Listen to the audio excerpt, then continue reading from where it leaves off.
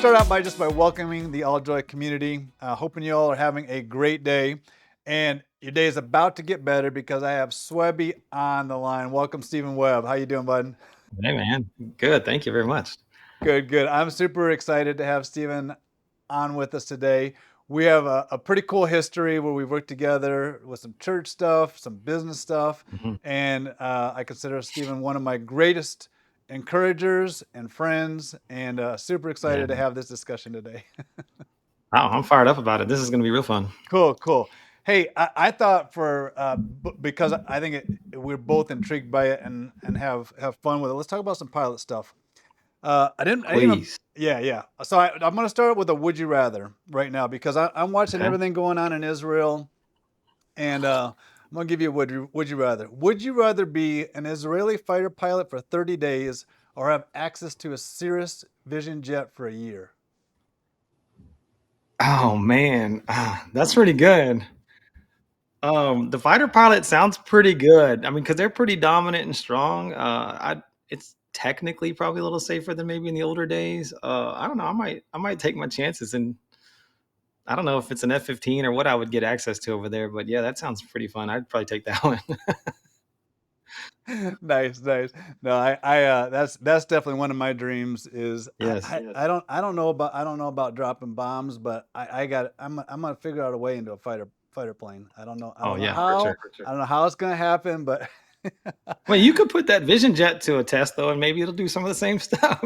hey, and honestly, I don't. It could be a T-37, T-38, F-15, Yeah, F-16, yeah, F-22, F-35, right, F-18. right. Anything they let me in. I Mhm. want to take off. I want to go ballistic. Yeah, I for want sure. yeah. I wanted aileron rolls. I want it all. Some barrel Yes, rolls. all of it. All that good. Yeah, 100%. yeah, yeah, yeah. Probably get sick, and I'd be like, check, and I'm That's all good. right. All right. Hey, so I know you have your pilot's license. We both got our pilot's Yep. license, and what made you want to do that? Like, why? Yeah. Yeah, what's up with wanting to Yeah, be a because pilot? it's not my family history. My Right. dad's not an airline pilot or something like that. It's funny. My grandfather was a naval aviator back in like the 40s, and he just did it just for the military, and then never did it again. So that's probably where my interest came from. So I'd be the kid that would look up in the sky and look at airplanes. I was always interested in air shows and stuff like that. Okay. And and then I had the dream, more like the hype wish that I might go to the Air Force Academy one day or something like that. But then I determined, wow, that takes a lot of effort. You got to go to class and stuff. I don't know if that's for me. So I kind of just wrote it all off. One day I'm putting Christmas lights up on my dad's house. I'm probably 20 Yeah. at this time. And across the street from him is a United Airlines pilot at the time, came over just to shoot the breeze about the Christmas lights and just started to talk about it. And I told him kind of a similar story right there. And he's like, no, man, I got my license at the FBO down the street. I'm Right. like, do what? I just thought this whole time I had thought you can't go to the airlines if you're not a former fighter pilot or something. Sure. And so right then, and this is Thanksgiving. So Christmas, a couple of weeks later, my parents got me a $250 Discovery flight gift card. I went up and flew a couple laps with the guy. And then he said, man, you're pretty good at this. Is your dad a pilot? I was like, no. He's like, man, you're kind of built for this. And then it was on, and that's kind Nice. of where it came from. So a little late to the game. My interest has been around since I was a kid, but I was late to the game. I probably could have been doing this since I was 15 or 16. Dang. So when did you get your pilot's license? How old were you when you got your pilot's So I license? was I was 20. This was in excuse me, it was right after my 21st birthday. It's in 2000. Okay. So, Okay. Do you yeah. remember your first solo? Oh, I do. Yeah, I got my shirt cut off of me the whole bit, man. Yeah. Yeah, that's one of the most vivid memories that I have probably from Mhm. my life. The Yeah. moment those wheels left the ground and I was in the plane by myself. And Now you're free. Let's I'm go. like, Yeah. I gotta land this thing, right? Like, yeah, Yeah. it's game I love it. on. It's game on. Yeah, it I was love it. Mobile, Alabama for me. Really? Yeah, I was in the Air Force. I was at Keesler Air Force Base, Yep. and I Yep. was doing the Aero Club thing. I never flew for the Air Force, but I did the Aero Club thing, and I was on my way home, and my instructor's like, "Well, let me fly you over to wherever I was flying out of Louisiana." He's like, "We'll stop. You'll do your solo, and you'll go home, and you can tell everybody you flew an airplane, right?" And so it was a Wow. hot summer day in Mobile, Alabama. I took off. I can still Yeah. feel the heat. I can Oh, man. still think about Oh, the man. wheels leaving the ground, the trees going by, Mhm. Yeah. and my niece Same. I mean, I'm in Texas. It's 100 degrees out. Yeah, I get it, man. Yeah. Those are No. some crazy good times. Yeah, it was a good Man. time. How about your scariest moment in a plane? I Did you haven't have I any? haven't really had a ton because yeah, I mean, yeah, there's 2 that come to mind, but both are probably mundane to some pilots. I tend to be pretty decent at my job, so Yeah, yeah, you I are. didn't tend to get in screw up spots. But, I was relatively new in Charlotte, flying around Charlotte, which is a new place for me at the time. I wasn't familiar with, all that. Okay. And a storm. I mean, my instructor was like, "Yeah, take it out." I was getting checked out in a Cirrus at this point, so I mean, I got my license now for years, Right, right. but I'm getting checked out in a Cirrus. So I went out, and then a storm comes in. I was only out there for an hour, so it was meant to be pretty good. He knew about it. We knew about it, and that storm blew in faster than I thought it did.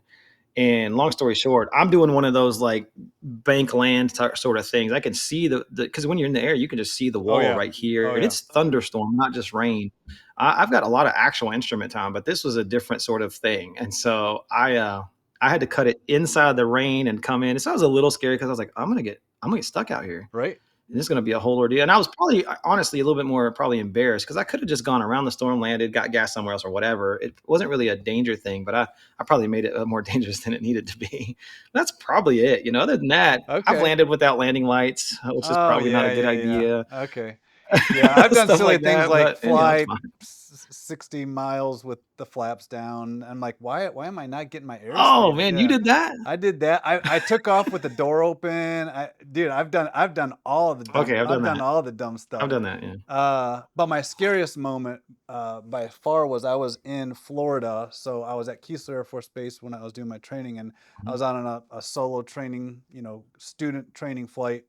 And again, hot summer day, and I see a storm coming Mhm. in, and I'm like, forget that, I'm going back. Well, I turn around and go back, and there's a storm behind me.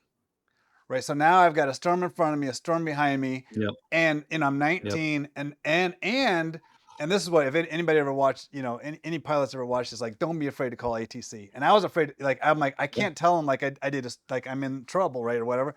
I Right. look Right. down, I see, yeah, and I'll never be an airline pilot, so I can say this stuff. So I look down, I see a closed airport. I mean, X's on the runway, but there's a thunderstorm in front of me and a thunderstorm behind me. I landed. No way. I landed. Yep. No way. Yeah. And it was. I have no idea. I was lucky. I didn't kill myself. But the runway was actually fine. I don't know. I don't know That's what. incredible. Yeah. And I waited for a little bit. I kind of assessed the situation. I'm like, well, that was kind of dumb. And Mhm. I did taxi the runway, and I'm like, okay, it's okay to take off here, and and then so I took off and I called up ATC, and I'm like, hey, student pilot, I'm in trouble, like, and they're like, dude, just fly. They gave me an azimuth to fly, a heading, and they're like, fly this way, Mhm. you'll be fine. And I was, but like, I panicked. Yeah, Wow. yeah, it's crazy. I mean, it's No crazy. kidding. It's crazy when you think about stuff like that. It's like, Yeah. I think a lot of people probably get themselves in trouble because of embarrassment. Like you said, they don't yes, wanna call up, and they can hear that the angry controller who's already impatient with somebody else, and you're like, "I can't possibly call that guy. I'd much rather just drive this into the ground." I bet that happens a few times just out of embarrassment, so absolutely, yeah. absolutely. And that's what Mm. if I ever have any advice for anybody who's getting their pilot's license, I'm like, just say it. Yeah. Like, call them up. They are so Yeah, take helpful. I'm ownership. like, and, Yep. and I didn't learn till way late in my career about like progressive taxi. Like at an airport you're not familiar with, if it's a Mhm. controlled tower, you just say, hey, I haven't been here before. I need a progressive taxi. I'm not moving until you tell me to turn left, right, or straight. And they'll Right. do it Yep, that's very helpful at a big gladly. airport. Yeah, Yeah, it's that's right. really Yeah. helpful. And so instead of like panicking and trying to figure it out and stressing out, it's just like, Yeah. leave me if you have to. Now, And you this was a long time ago for you, so you and I have a similar so we probably flew with actual paper in the cockpit, yeah? yeah, oh yeah, Yeah, six pack. like, this ForeFlight stuff is amazing, and all the Oh, other oh stuff, yeah, like, I yeah, mean, yeah, yeah, even my yeah. instructors later in life, they're like, "Oh, just use ForeFlight," and I'm like, "No, you don't know what it's like to hold one of these big, massive papers, or you have a binder full of, charts," I'm like, "It was way worse," and I'm like, I'm glad I got to learn in the old days I am before an too. I iPad, am too. Yeah, because yeah. In case you ever, that's a big deal. if these guys ever lose GPS, like, I still know how to dial in a VOR, Oh, yeah. right? Like, I mean, we were Yeah, we were yeah, exactly. triangulating Yeah, positions and looking. yeah. I mean, I'm glad I wouldn't ever want to do it in the soup, but hey, Oh, it yeah. was Yeah, it yeah, yeah. was it But you was can. it was good Mhm. experience. So, all That's right. right. I agree. So I've been having fun. I actually asked my dad recently. I'm like, where did you? And my mom's passed away about 10 years ago. But I'm like, how did you and mom meet? And he had the coolest story, and I had never heard it. And Hmm. and I'm over 50 years old now, and I never heard the story. But he saw her at a movie theater here in Norwalk, Ohio, and literally saw her with a friend. Walked up behind her, put his hands over her eyes from behind, and said, "Guess who?" And Mm-mm. she turned around, looked at him, and said, "I don't know you." And he said, "Well, I don't know you either, but I'd sure like to." Wow. That's how that That's bold. I love that. that's bold. Yeah. I That's love it. so anyhow, how did you and Lauren meet? Man, it's nothing like that. Ours is so boring. We just met at church like a lot of people probably. I was definitely not that bold. Ours was, and she's substantially younger than me. So we knew each other before we were ever interested. And but it's just generic proximity over time at church. And we're Okay. like, oh, I guess we're supposed to get together. Now, the one thing that's a little bit more not unique, but kind of like a relatively big deal for us in that story is it's actually my mom who said, I think she could be the one for you. Really? Um, so yeah, that's not common for my mom to say those kind of things. I mean, I think she has a hotline to God, and the Holy Spirit speaks to her clearly, more clearly than He does to me, and all that. Yes, but that's not her style. So for her to say that, that was a little bit of a, um, you know, like an affirmation, gave me some boldness to be like, oh, okay, let's take this to the next level. So that little piece in there. But other than that, man, it was just we were together in the same time. We were a small church, a couple hundred people.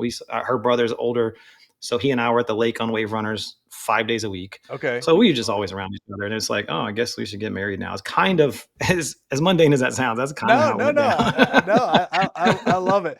So did Yeah, you have a checklist going into like the decision to get married? Like I remember mine was like, she's got to be hot. She's got to, go to church with yeah. me. But I mean, it was a very short list, and she has to say yes, right? She's got to love Jesus, Oh, go to church with me, be yeah. hot, and say yes. And I'm like, I'm good. Did you have like this like 40-point bullets, like she's got That's to so check funny. off all these things, or was it like you just spent enough time, you Well, knew? well, hang on. How old were you when you got married, though? I was What was that 21. about? Do you remember? I was 21. I was Okay, young. see, that makes more sense. Okay, so wouldn't even get married till like, 8 weeks before I turned 28. And so because of that, I'd kind of worn that down a lot of that kind of stuff. Uh, where I was like, I guess we should I wasn't in a hurry. It wasn't like that. I wasn't like, man, I should probably knock this out before 30. Cause again, we had been friends and for a while. So, but yeah, no, I didn't have a checklist. I mean, again, younger, I did, but even then it was the stuff you just mentioned. I mean, if she's hot and can spell, that's pretty good. Please be employed, Yeah. stuff like that. I'm glad that my wife to this day still makes money. I think that's helpful. Absolutely. Um, I will say this: I did have more of a checklist, so to speak. I don't really have a paper list, obviously, but I had more of a checklist of what I felt and desired long term. Okay.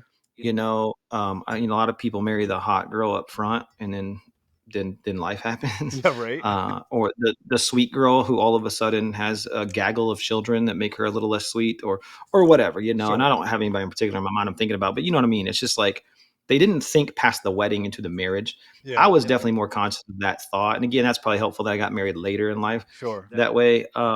And so I'm to this day super grateful. My wife's the one that keeps us healthy. She works on her fitness every day, which I really appreciate. She's mom of the year. She earns money, Love but it. she also stays home with the kids, that kind of thing. I mean, we work for ourselves now, but back Right. when I had a regular job, she'd stay home. So like that's she was hot then too, but I'm more grateful that she's hot still. If that makes sense. Yeah, yeah, So absolutely. I love it. I yeah. love it. So, and then Hmm. two kids. So Stellan Hmm. and Summer, Stellan right? in summer. Stellan and Yeah, Summer. yeah. Are you done? Man, I was done 20 minutes after the second one was born. So it's the best $793 I've ever spent. It was pretty quick after that. So yeah. All right, all right. Well, I didn't know. I didn't know Yeah. if there was Yeah. any if there's any No. future plans. Are you good? So You're good. I'm good, but let me tell you a little short story, and then Okay. you tell me if you're good. Yeah. Because I hope I so. have a I I got hope so too. See, grandkids I had a now. client. I have a client that hit me up a couple months ago, and he's like, "Hey, man, sorry, I've been kind of, out. Hadn't really hit you back. Yada yada. Found out so and so's pregnant, his wife. But they have a couple of kids that are older. Like I think he has a 20-year-old daughter too, or something like that. And Okay. so when he said so and so's pregnant, I'm like, so are you telling me you're a grandpa? And he was saying, no, no, no, no. Oh. I'm pregnant, basically. Oh wow. I was like, "Wait a second, but you're an empty nester, bro." I Yeah. think his youngest might be 11th grade or something. I don't know. So, like, you're kinda done. What do you mean? And then he didn't never respond. That's the last time I talked to him a couple months ago. And he's like, "My life has gotta start all back over." And I told my wife Wow. that story. She goes, "Oh my gosh, we've gotta double check. This can't be the thing." So, that being said, Billy, are you done or what? Dude, yeah. We have six and way done. I have five grandkids now, so yeah, we're way done. Yeah, and yeah, kids was way too much work, but dude, grandkids is they are amazing.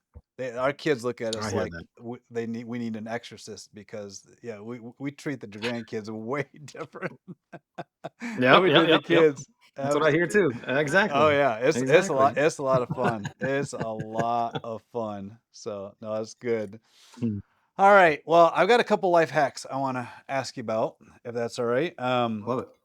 So one of the things that I find myself in once in a while is a funk. And I'm generally very upbeat, very positive, very enthusiastic, but sometimes I do find Yeah. myself in a funk.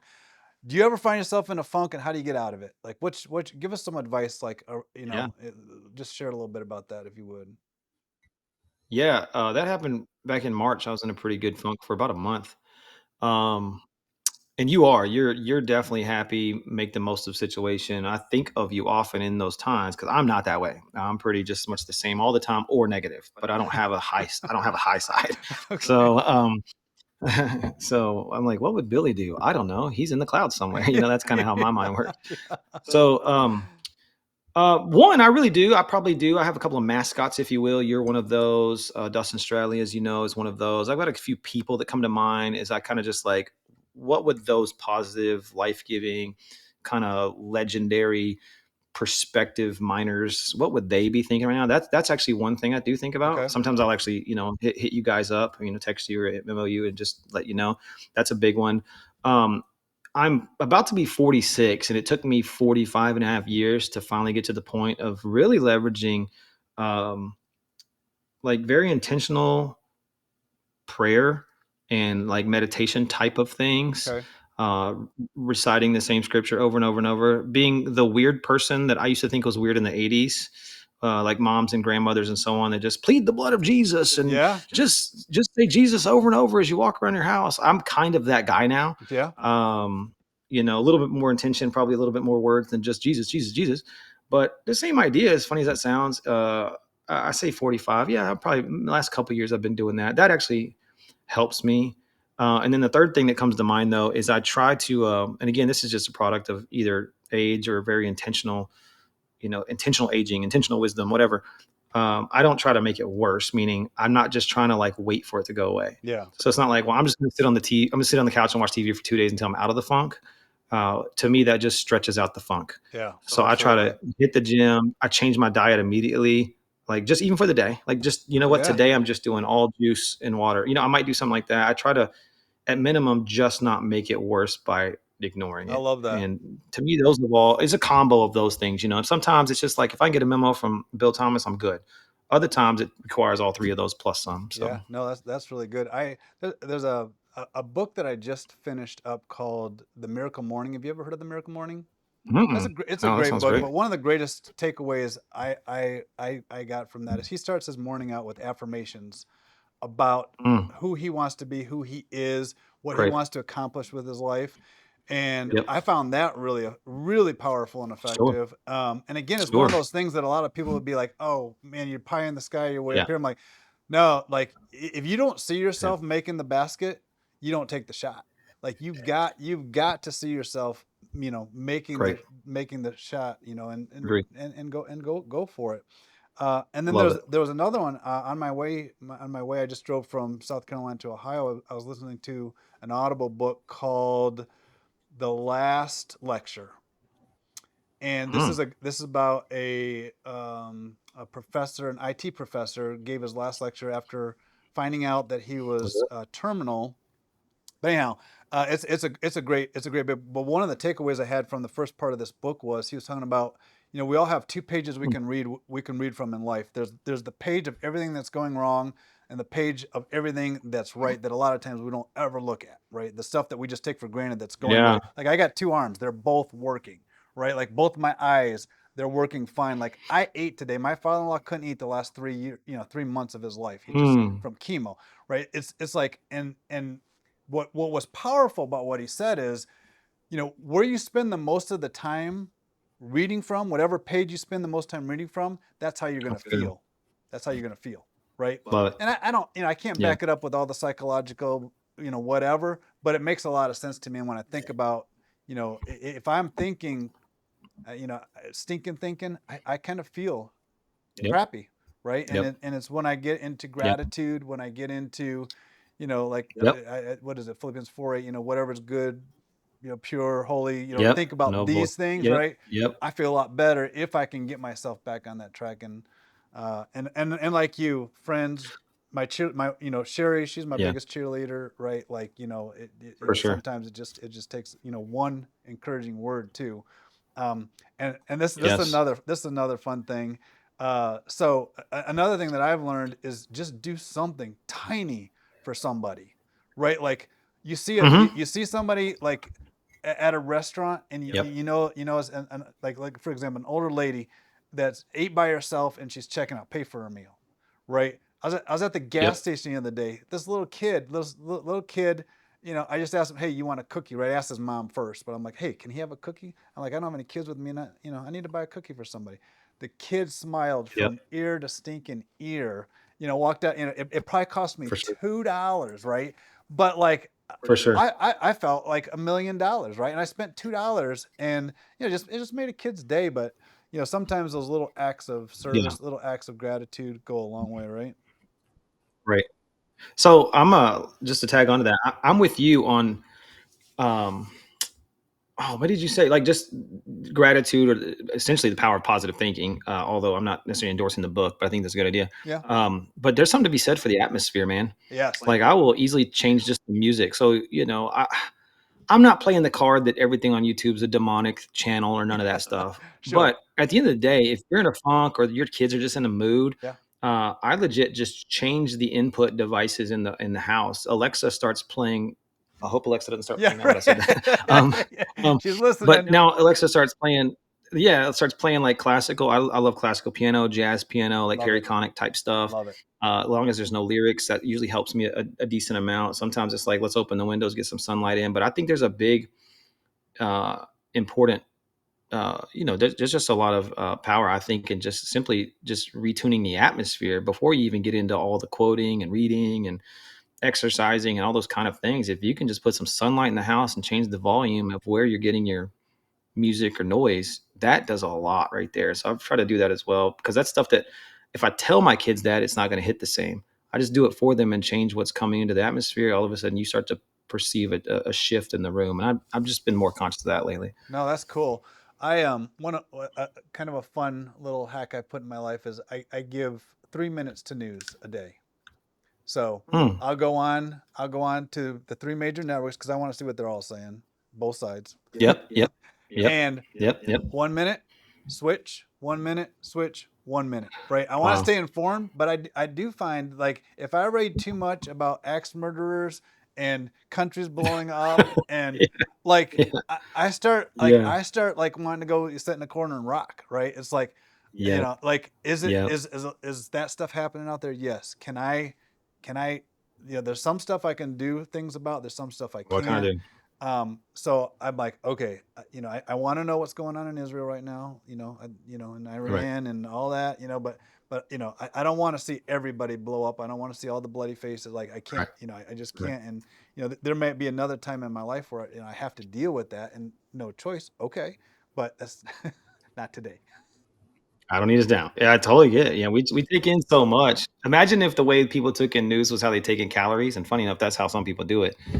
But and at some point you're getting bloated, fat, you probably greasy because that's what you're taking in. And I just feel like it's the same if you just eat Twinkies all day. And I just feel like you're seeing ends of life are just Twinkies all day. You know what I mean? So that's cool in the news. My version of that is I just rely on if it's a big thing, I'm assuming somebody will let me know.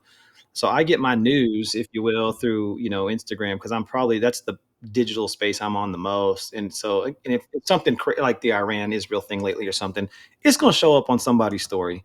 And if I need to know, I'll know, or it might even my wife or somebody else. But I definitely don't. I don't need to go look for it because, again, like you said, your 3-minute rule sounds amazing because at least you're getting the professional version of news. I'm getting commentary on Instagram, but even then, as long as you're limiting it, I think that's the main one. I agree. I So, agree. I agree. So, no, good. Well, part of what I'm working on right now, and this is my first podcast, and something I'm calling ALLJOY Life, right? And love it. there's four aspects of it. The first one is life with purpose, and this really speaks to what I call the foundation of all life, which I think is spiritual, right? And Yeah. one of the things that I just want to ask you is like, what gets you up in the morning, right? Like, Hmm. are you a hit the snooze 14 times and barely get out of bed, or are you like, all right, I got a Yeah. mission, a purpose. I got something to do today, and what's driving you?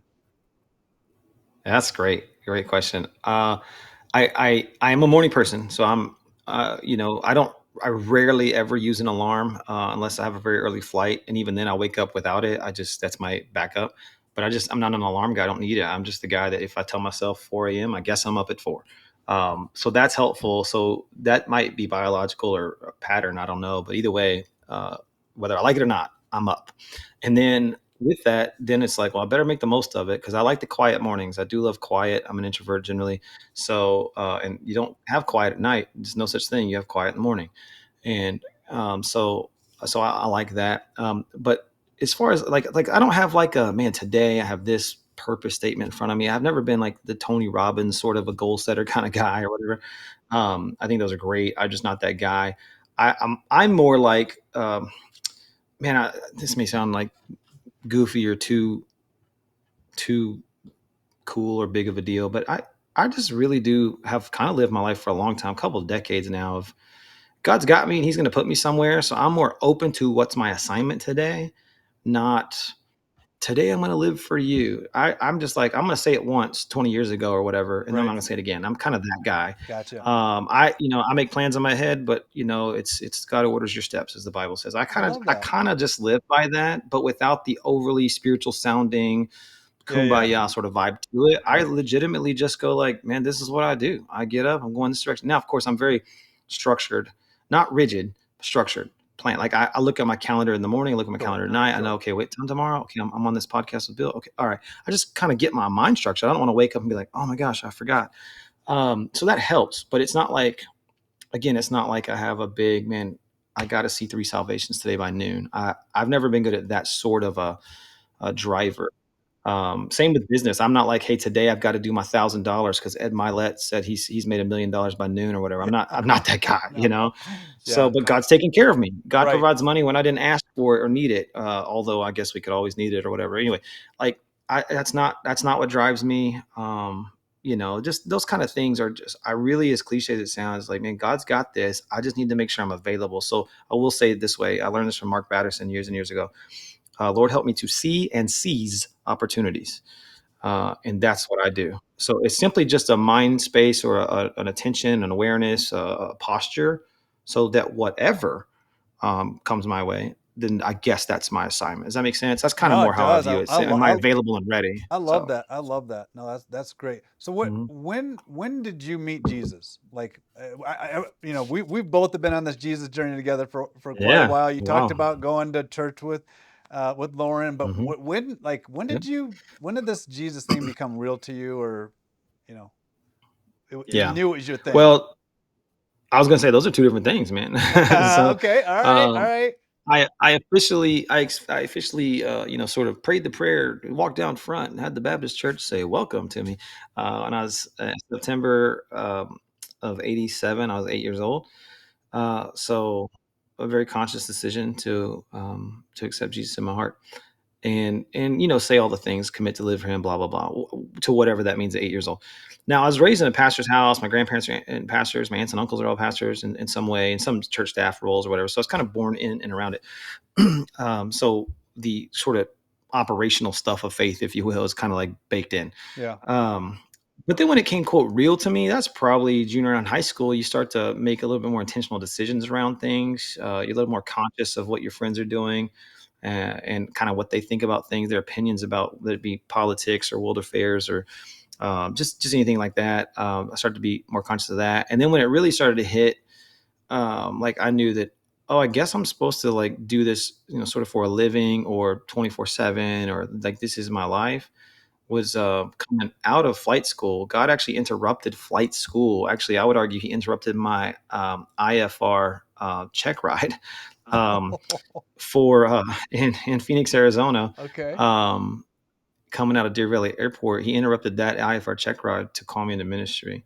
So, and then ever since 2002, I've been doing this as a job, and that's where it's become more real. Not because of the payment side over to the vocation side or those kind of things, but more like it's a constant awareness of, this is sort of who I work for and what I do. Therefore, I need to depend on him in this way. Therefore, I better know what I'm talking about. Do I know who this is? Are we friends? Or Right. am I just simply sort of a broker or a branding agent for this guy named Jesus? And so that's when it got like real, when it became like all encompassing life, not just a piece of a bigger life, if that makes any sense. So, No, so yeah. absolutely. Yeah, I remember raising my hand. It was at the Fisherman Hmm. Quartet concert in the Heartland Center Oh, Community Church. There's probably 80 of us total, total wow. there. That's incredible. But yeah, it was music. It was music and their testimony. And but Hmm. I can't ever remember a time in my life where I didn't like believe. Yeah. Or as young as I can ever remember, I felt like believed in God, and then there was that moment where I'm like, yes. And then I do remember probably a very not probably, but a very significant time when I was in the Air Force, where I realized that this was now the life I was choosing, if you know what I'm saying. Hmm. Like Yep. Yep. I had taken a look at all the lifestyles that were being offered me, right? And Yep. Yep. I knew Jesus, and but there was this moment where I was like, I'm going that way. Like I'm not Yep. gonna do it. Yep. Yep. I know I'm not gonna do it perfect, but Sure. I'm gonna go that way. If I fall, I'll get back up, and I'm gonna keep going that way. If I get distracted, I'll shake it off, and I'm gonna keep going that way. And I remember I went out and bought this little paper mache or this little paper punch out nativity. Yeah. It's Yep. the most prized possession I have in my life Hmm. because it Really? represents that moment in my life where I Sure. realized that Sure. I was going to follow Jesus, right? And Hmm. again, there was the knowledge of Jesus, the raising, there was the moment, but like that was a very pivotal moment in my life where I'm like, yeah, this is not like something that just my mom taught me about or that I Sure. raised my hand about. This is a life. This is the life I'm choosing to live Sure. and follow. So That's cool. That's great. fun, fun. Yeah. Um, all right, let's talk about money for a little bit. Love it. That's a good topic. Yeah, talk to me about so I see a lot of young people struggling um with Yep. finances. What's Yep. some of the best advice that you would give to young people? If you're sitting with a couple, they're in their early 20s, or even maybe even high school, and you're like, you got to do this, this, and Hmm. this, or they got to do these two things. That, just Yep. what are you going to tell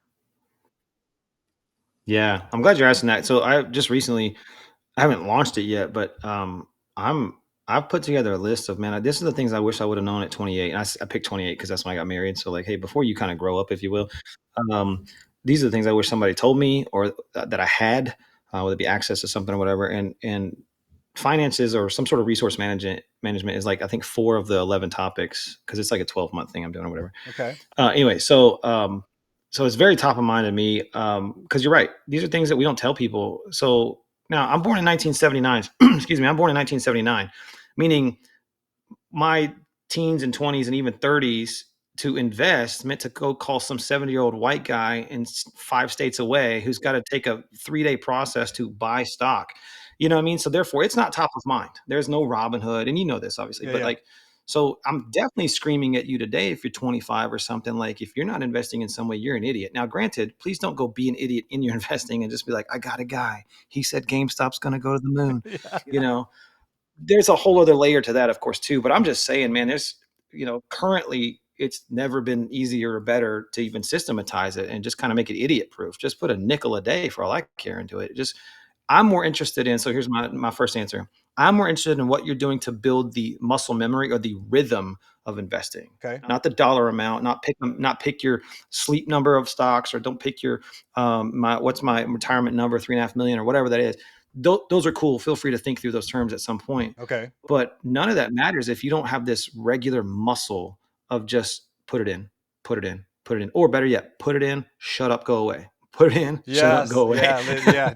Don't be checking the app. Don't be trying to change things. Don't get into the sport of trading, but get into the discipline of investing. There's a Love that. whole No, different I thing. love that.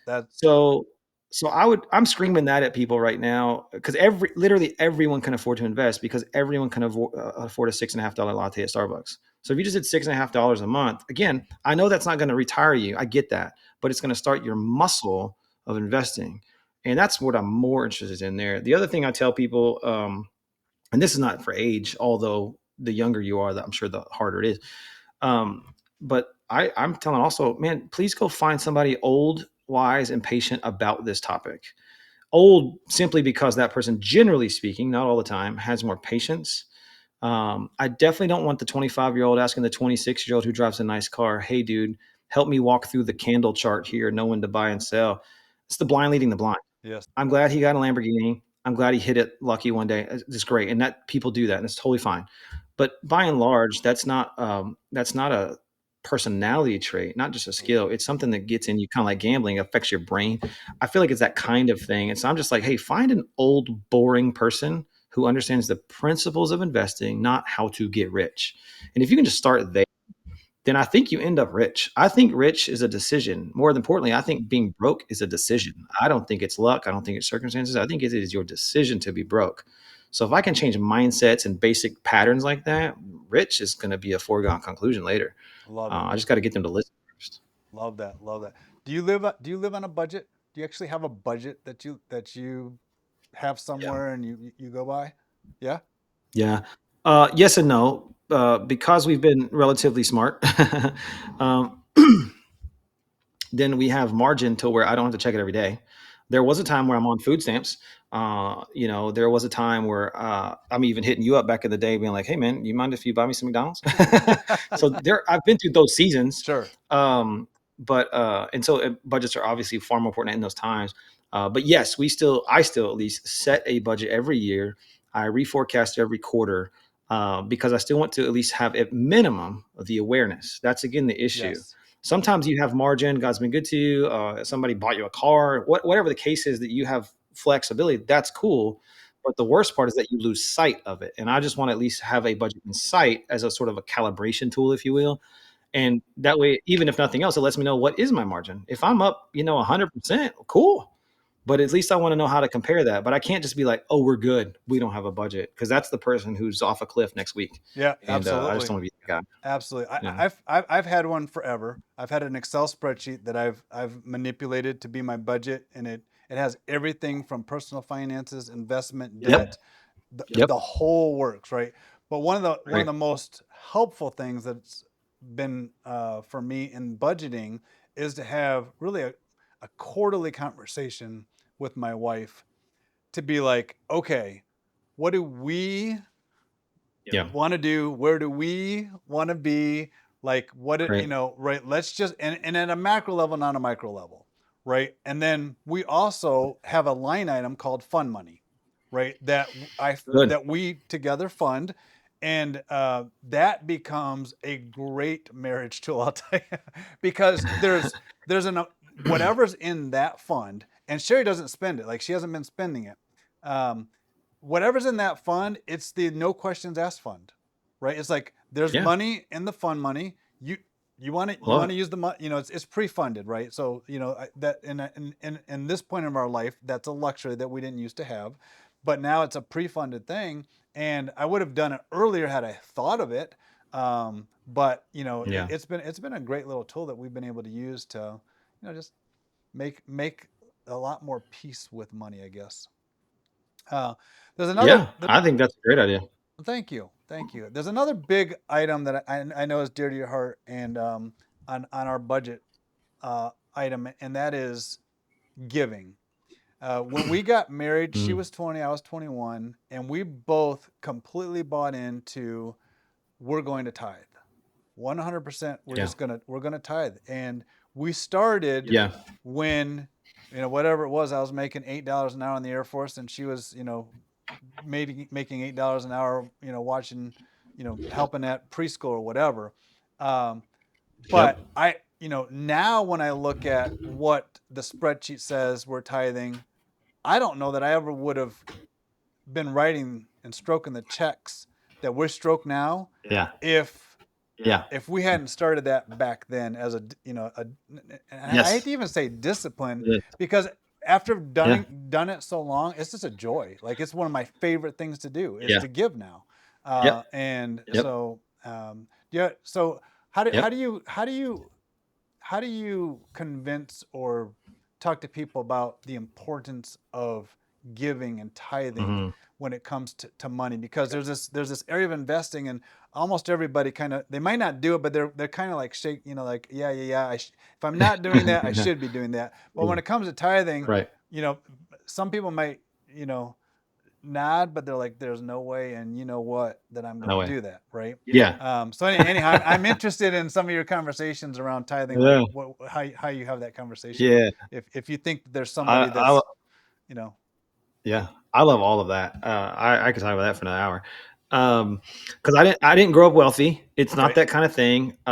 It's not, I'm with you that giving is a joy, but it's not like, wow, who can I empty the bank account on today? I'm not quite to that level of like yeah, goat yeah, level joy, but, but, but, but now it's just like you have too many, like you have a resume of favor, you have a resume of God's provision and stories. You're like, well, I'm just gonna keep doing the same thing. So that's kind of where I'm at now, based on, like you said, starting as a sort of a rhythm. Maybe for me, I grew up going to the Baptist church. My dad worked there, and I remember getting out of the car, walking across the street to Sunday school class, and they just, here, I got like a nickel in my pocket, and they would call it tithe. By definition, it's not. The point is they're putting in us the idea of the rhythm of giving, the rhythm of like trusting, those kind of things.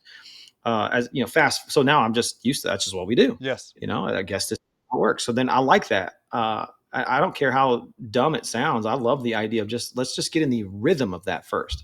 Again, going back to the muscle memory type of thing. Um, Now, of course, growing up now, and being a little bit more educated on it and having a little bit more experience about it, now there's tithing and giving. Those are different things. I subscribe to the philosophy in the scripture the way I interpret: tithing first, giving second. You can't actually give until you tithe, because you can't give somebody else's money. And I would argue the tithe is God's money. Um, so that's how I view that. So I would even say different language. You bring your tithes, you give your offering in that order. Um, I would even argue, the first thing I'm going to do is give my tithe, or excuse me, bring my tithe, and then I can give to the homeless man on the street. I can give to the friend at his birthday. I can support a friend who has a big need over there, or I can just randomly buy something for somebody, whatever. But that's all got to happen in that order.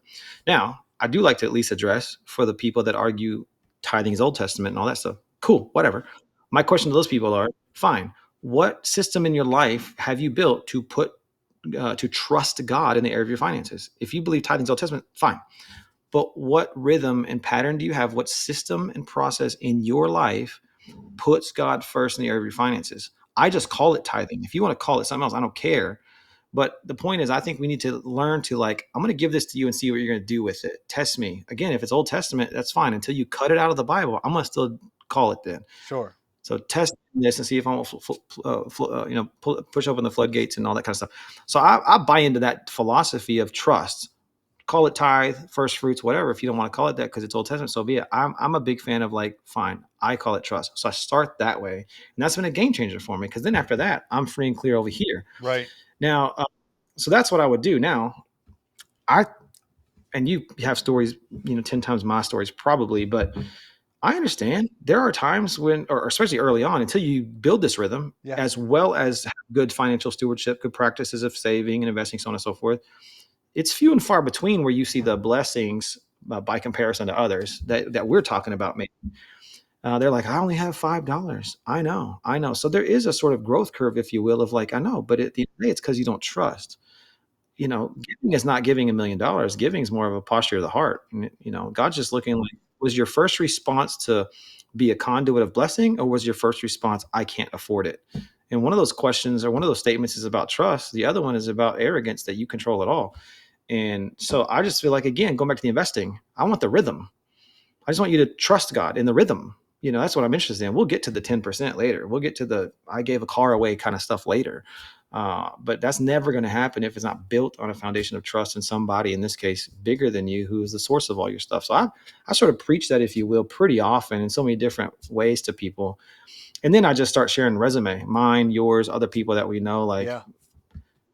it's not an anomaly. Here's 36 examples of how this works. And I would argue tithing slash giving, again, different things, but together in this same conversation nowadays. I would argue that's one of the few formulaic things in the Bible. Okay. Right. Like, Right. Yeah. I'm a fan of, I mean, I know that sounds extreme, but I'm like, man, I would just do the formula, not do it a couple weeks and just see what happens. Yeah. Why And reinvent I the just, wheel? It's right there. yeah. I got a long list of God providing when you never thought about it. And I'm like, hey, you can argue all day. Kind of like the investing guy. Right. I can't afford to invest, as he sips his coffee. Like, hey, okay, I can't argue with your ignorance or your intentional, like you're avoiding the obvious here. I can't debate that. All I can do is like, I was blind, but now I see.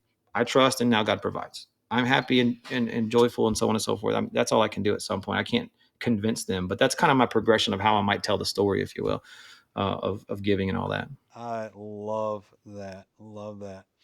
Yeah. Um, let's hit another topic here. Fitness, right? Fueling our body. I know you're a big Yeah, man. proponent. I know you're a big proponent of fitness and staying fit. Let me ask you. Let me ask you a question to get into this, because I think it's directly related. Have you ever had to rescue someone? Have you ever had come to a spot where you've had to rescue someone? Yeah. Yeah. No, So I don't think the so. Uh-uh. weirdest things, like almost every time I go to the beach, I end up in the water, either pulling somebody You're that out. guy. Yeah, it's the craziest thing. But two things come to mind every time it happens. One is, if I was completely plastered on alcohol, which I'll drink a glass of Hmm. wine. I'm not saying that you shouldn't ever have alcohol. I'm Yeah, just saying, right, if I was out of my mind, drunk, like I would not I would be of no help to someone in need on the beach. And the other right, thing is, if I couldn't, if my body wasn't in shape, like I would be like, sorry, like, let me go, let me call 911, right? Where, I've been able to, and what we needed immediate responses, being able to help, right? And so it's like one of those things. It's like, man, we have to be fit, because we don't know what the day yeah, is going to bring, right? But give right. me your thoughts around fitness, and especially as followers of Christ, and um, you know Yeah, doing the work that God wants us to do. How are you having those conversations with people? yeah, that's good.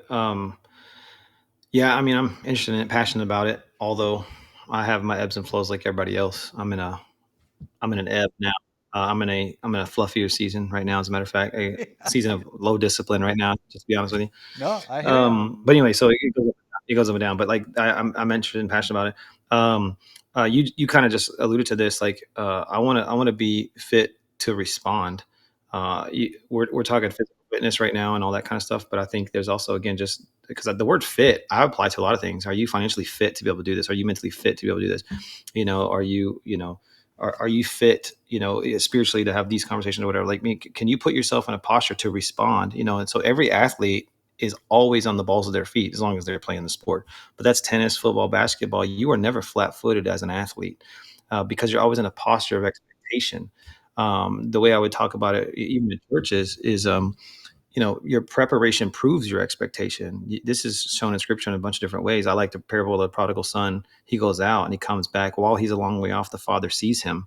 Right. meaning the father couldn't be inside and watching TV. He had to be on the front porch. That's the only way you see anybody a long way off, which means he was expecting his son to return. He was in a posture to run in that case. There you go. So therefore, he had prepared for his son to return. Therefore, or he had expected it, and then his preparation matched that.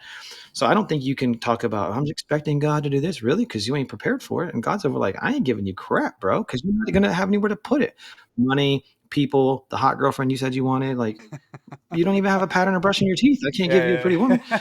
So it's all of that's related in my opinion. So I view physical fitness in the same way, where but again, that's like a longevity sort of a thing. I mean, Right. early on, I'm lifting heavy weight because I want to be cool or whatever. But then I'm like, to what end? Like, what Right. does that do Right. for me? Yeah. But fit is to me it just helps keep you in a posture of readiness so that God or your wife or anybody else for that matter can call you up to do what you're supposed to do, big or small. Big, please go save the world. Big, please go rescue somebody at the beach, because apparently you do that every other week. And That's some be weird prepared for statement. that. Yes. Like, how? How does this um, keep happening? so, No. but that's also the financial fitness we're talking about. Like, be prepared. Are you fit? So that when the opportunity, can you respond to that? There So you that's all go. balls of your feet. Your preparation matches your expectation. So No, I love that, but I want to key in on something because I hadn't really thought about it in terms of some of the pre work I did for this, but you mentioned it, and I'm 100% on board with it when you talked about the ebbs and flows of fitness, right? Because yeah. I think Instagram's one of them, right? You look out there and you see like these perfect bodies, right?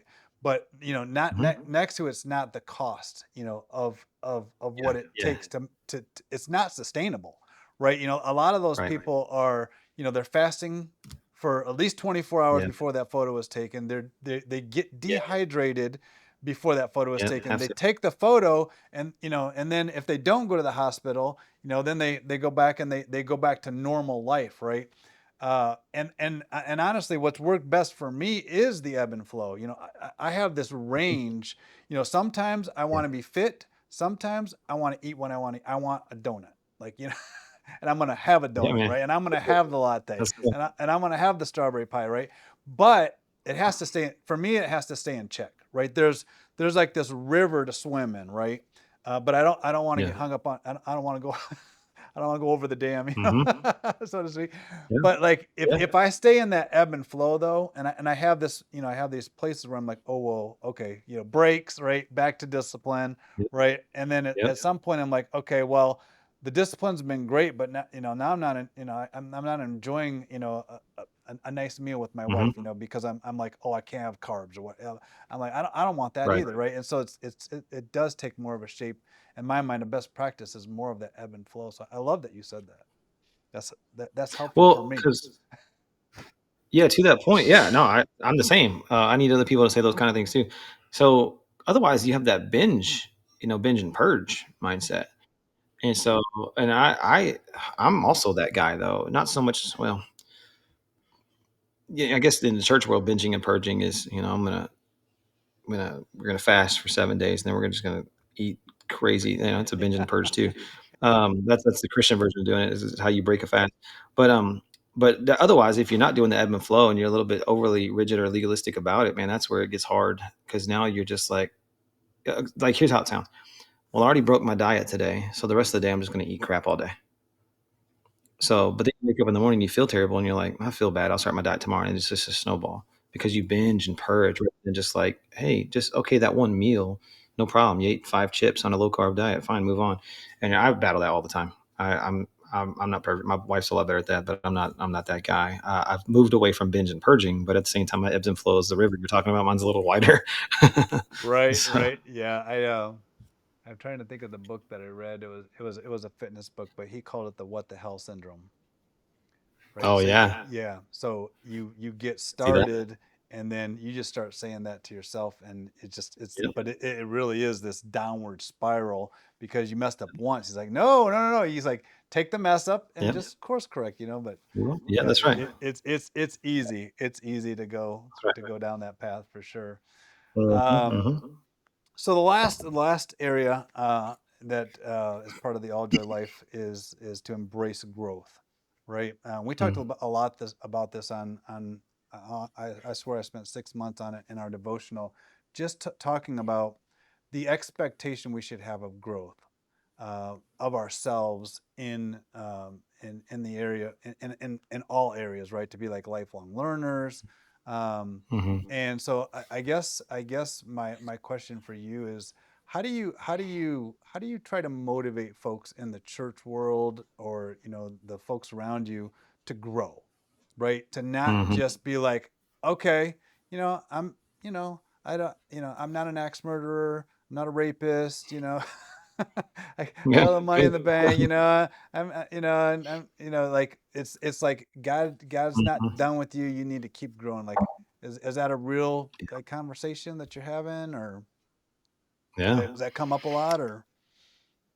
Yeah, because people mail it in, we all do to an extent. We're like, "I'm pretty good, you know? I'm married now, I don't have to work out anymore. My kids have left the house, I don't have to take care of them anymore." Or, "I paid off the car, just let's just run it into the ground." I don't know. I mean, I feel like a lot of us have that sort of thing, and it's the same binge and purge sort of mindset just through finance or something else.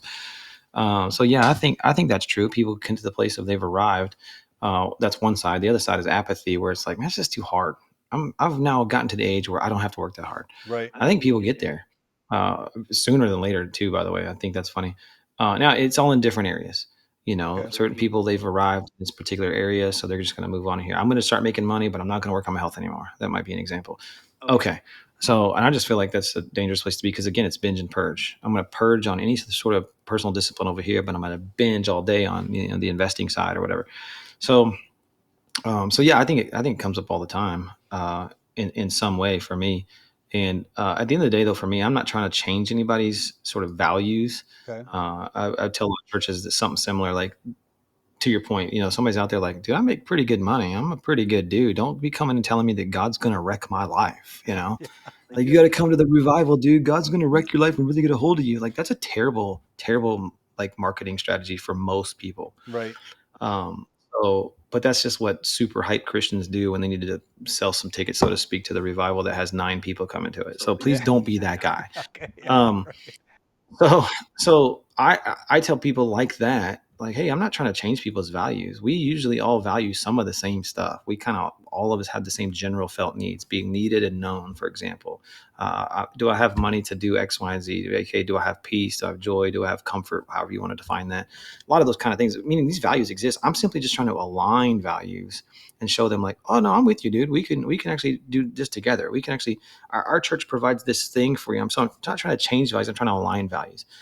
And so when it comes to growth, it's the same kind of thing. I'm not saying, hey, you need to stop doing that, do this. Right. Mine is like, hey, what are you trying to do? What are you trying to become? Where are you trying to go? Have you ever thought about what it's like to, when your kid becomes 16 and you're rolling around with an oxygen tank and a wheelchair at 55 years old? Like, is that like your goal? I think those are kind of things that people don't really think about or ask. And so, but they value the idea of longevity with their kids. They value the idea of still being able to go to the beach in 40, 50, 60 years old, but they're not actually thinking about it. So I'm just bringing it back to the forefront, being like, let's just align, you know, and then I can play once you kind of get in that sort of mindset. If you're following what I'm saying here, now I can change topic anytime. I can throw Gotcha. out, hey, read a book, get Right. better at Yeah. money. Why don't you start exploring spirituality in this way? Like, let's explore what God says this way in this topic. I'm not jumping into end times, prophecy, Sure. tambourine running, people. I'm not jumping in at that level. Right. I got to start first.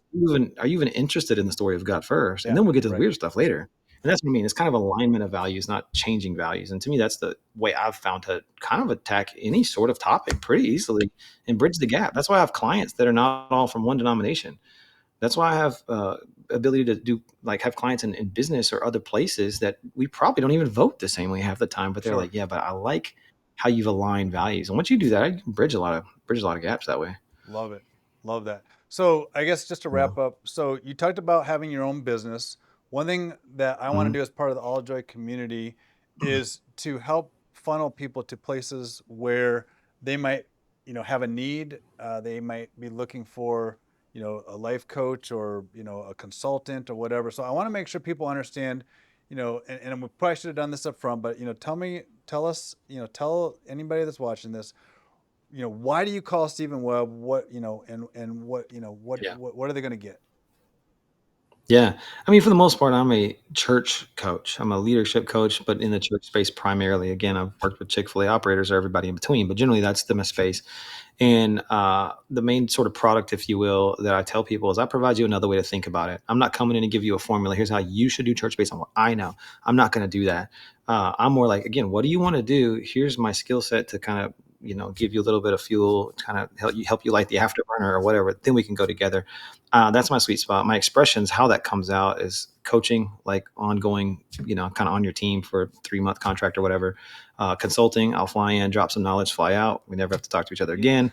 Or a bunch of people put me on podcasts like this, or those kind of things. Okay. And then the other way that people can engage and probably have some entertainment without being in the line of fire is Instagram. Okay. That that's where I probably put most of my content. Of course, that's all free.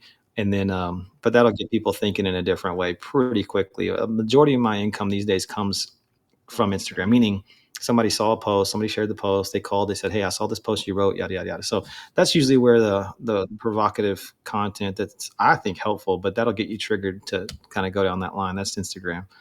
So Perfect.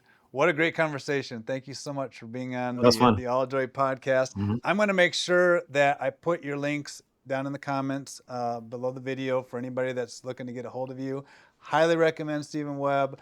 He's somebody that I will be friends with, I'm sure, for the rest of my life, and highly, 5 stars. And appreciate you a lot. Love you, and excited Thank to you. see Love you. what God's going to do next in our lives.